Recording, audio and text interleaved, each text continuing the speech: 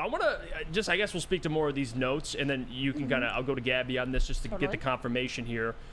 Jameson Williams, I saw, and I want to bring this up because he deserves to be talked about. And I tweeted this out yesterday about how, people taking photos of Jameson Williams showing up to practice early. And I know you were there. He was like the first Lion out there working with Antoine Randall L.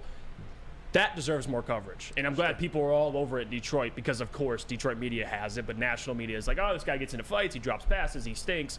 And then when people are there, they're like, no, he's the first one in the door. So the whole immaturity thing, I just kind of laugh at it. But again, he was in there early. He was working. And here Jeff Risdon writes about him. Wide receiver Jameson Williams returned after missing Saturday for an undisclosed personal reason. He made a couple of nice catches in the 7-on-7 session, and one of them featured him quickly hitting the afterburner to run away from the trailing coverage on a crossing route. He's going to be deadly on crossing routes for sure. And he also writes, in the one-on-ones, Williams had some issues getting open. He got cute with one route, making too many moves to try and get free, something we've occasionally seen in camp before. It's notable that he was the first Lions player on the field for practice, and that's why it's good he's working with Antoine Randall.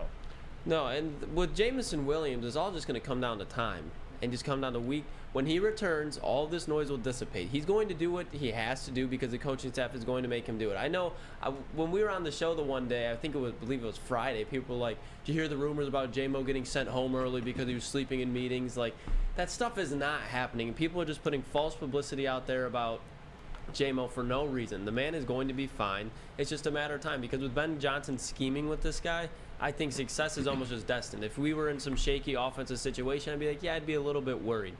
But, I mean, when is the last time we've seen somebody with talent just not work in this offense? I mean, I'll tell you what. If Ben Johnson, I think we all trust that he is a damn good offensive coordinator. A lot of people, including myself, think he is the best offensive coordinator in the NFL. If he doesn't scheme open some crossing routes for Jameson Williams, it is absolute malfeasance because he's one of the guys in the NFL that can take one of those crossing routes with a defender. You know the whole saying, if he's even, he's leaving. I mean, you even saw that in the Green Bay Packer game where that touchdown was called back. It was one of the most impressive plays, certainly the most impressive plays that I've seen from him. Unfortunately, it didn't count. But Jameson Williams, I like the fact that he's coming to practice early. He should have that hunger to get back on the field because, and here's something that has been pointed out, and I think it's not talked about very much. He hasn't played a ton of football in the last 4 or 5 years or so. And during his couple years at Ohio State, he didn't get a ton of playing time.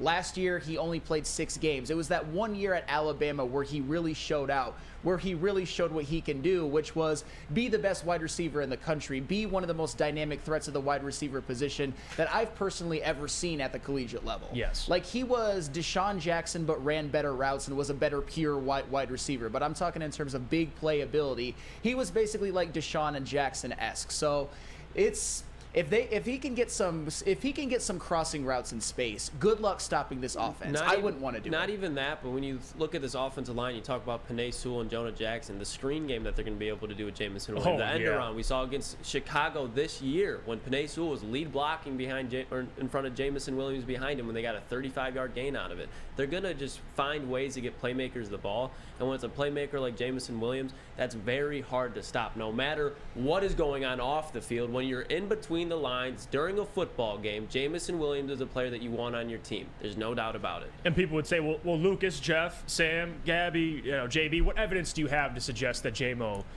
will be great? And I'm like, well, you don't really know if anyone's going to be great, but the only evidence I have is all 3 times the football has been in his hands, it's went for over 40 yards. That's a fact. That rush wasn't 35; it was 40. My fault. My fault. I'm happy. I'm happy. I'm wrong. No, and I'm only saying that because that's something that I know people. Neil says it every time he touched the ball, it's went for a touchdown. That's not true. He touched the ball in the run game as on an end around and went for 40 yards. He caught that pass against Minnesota 40 yards, and that Green Bay was 40 yards, but it was called back. Yes. So that small sample size, I know people would say, it's a super small sample size. That shows me, man, get the guy the football, and the more experience he gets, especially in joint practice, I think it's great experience for him. Not that people are like, well, he struggled yesterday a little bit.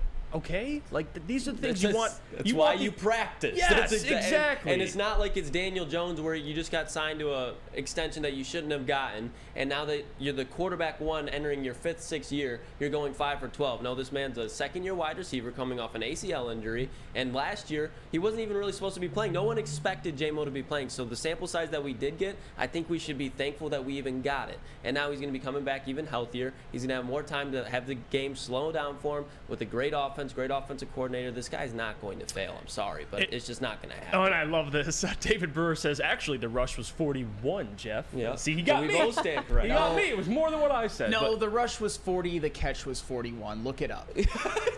hey, I got backup. Flannel. I got backup. Thank No, you, I Stat don't- Flannel. We don't need to look it up. We have flannel here. No, and I'm not trying to obviously like be a dick. That might have been something hey.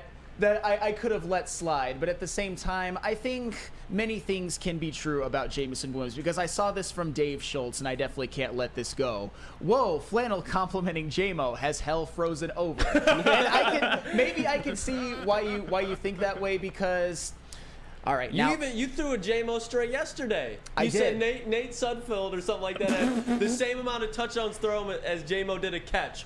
1. but He goes, whoa, whoa, whoa, whoa, whoa. as I've said before, I think Jameson Williams is going to be great. I believe in his talent, but I do think There's we a are. but. Yeah, I have been a little bit uncomfortable with us basically preeminently deciding that he has shown enough that he's going to be great. I think that he has the talent to be great, but I'm not going to be thankful for one catch. I'll be thankful that it went for a touchdown, but it was still one catch. But Yeah. what I'm saying is not thankful. Maybe we shouldn't be like, oh my God, thank you, J-Mo. But appreciate the fact that we can saw what this man is. As in his rookie season, when it would be like Hendon Hooker coming in this year, week 18, throwing for 2 touchdowns. You'd be like, oh, it's not like crazy, but I'm happy that I saw this man knows how to play football. And that's what we saw to J-Mo last year. Whether it was consistent or not, you can see what could be there.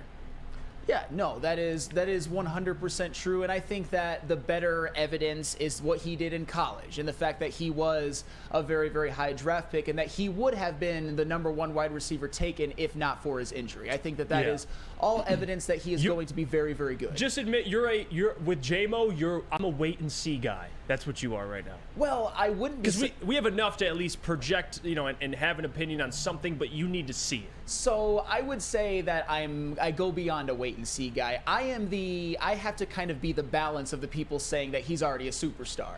That's what I have to be. That's fair. I'm just a guy where it's like if my eyes see Yeah, something, that's how if I I am, see yeah. it, even if it's regardless of the level, like when we talk about draft prospects, if I see something and I know that man is good, I don't have to wait and see. Like Penei Sewell, he's not a top 5 tackle right now, but I'm top 5 because next year after that, he's going to be top 5. It's just a matter of time. So if I know a guy has a ceiling like that, and I'm not taking a shot at you, I'm just saying in general, Flannel.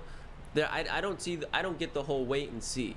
Because if you believe a guy has talent, then invest into that guy. You know what's interesting? I heard this yesterday. I was watching just some Colin Cowherd, and Mark Schlereth was on the show, and he talked about John Lynch once told him, I can't describe to you a Hall of Famer, but I know it when I see it.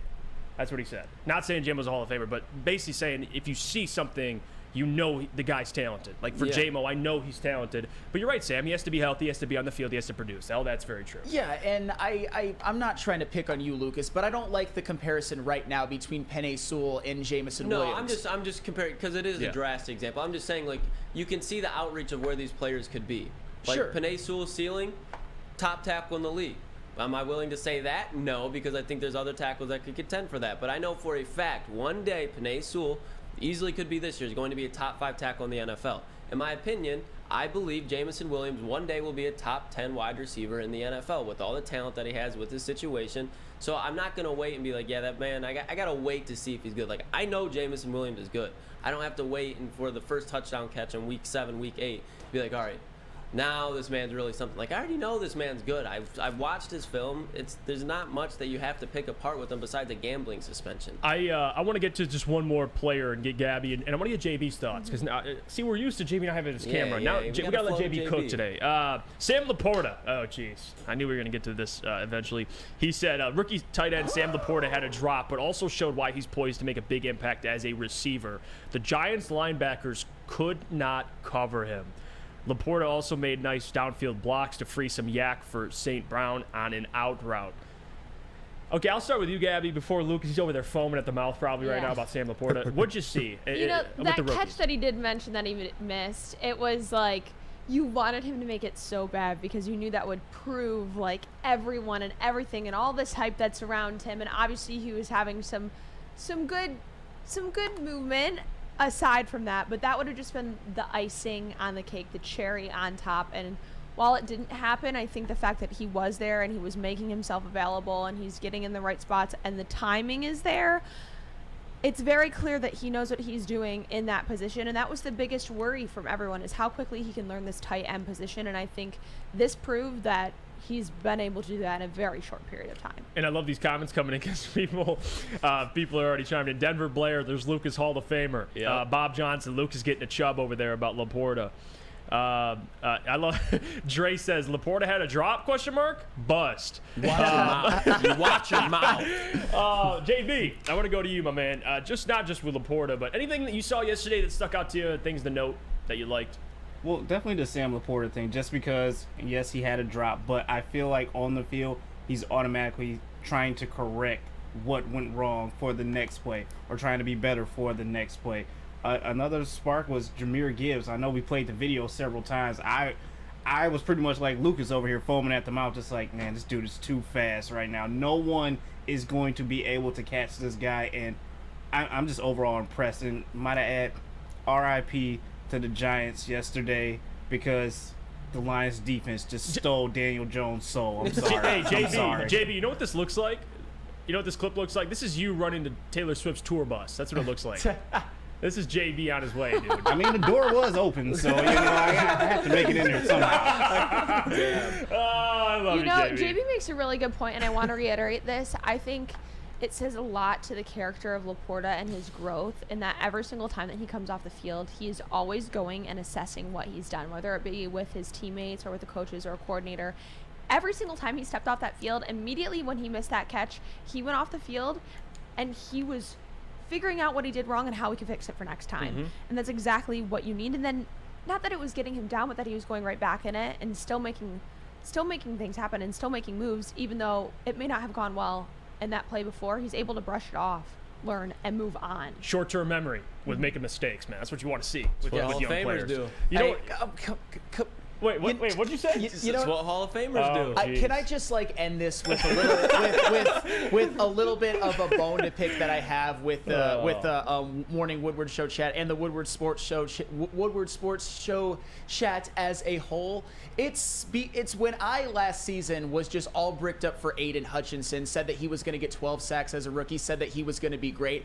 I got infinitely more pushback than Lucas gets for saying that Sam Laporta is going to be a Hall of Famer. You wanna know why? Why is that? Why? Because I know ball, baby. Oh, You know what? yeah. I was called Michigan Slappy. You're a Michigan Slappy. Oh my God! Did you see the Georgia game? That's what I got. And now when Lucas says Sam Laporta is going to be a Hall of Famer, at this point everyone is just kind of like, at this point, I don't even see any pushback anymore. Well, Sam Flannel, it's like when you said DeAndre Swift would lead the NFC in rushing. That was bad. But then there's J-Mo where you're like, I gotta wait and see. Where's the line, Sam? I mean, J-Mo had a rookie year where he had 1 catch in 6 weeks. Just went over how he probably shouldn't even have played that's all right. last year. But I mean, he did. All right, you know what? Speaking of Hall of Famers. I can't get into this. Speaking of Hall of Famers, let me tell you about a Hall of Fame defense. It's guarding alarm. There How we about that? go. Customized solutions.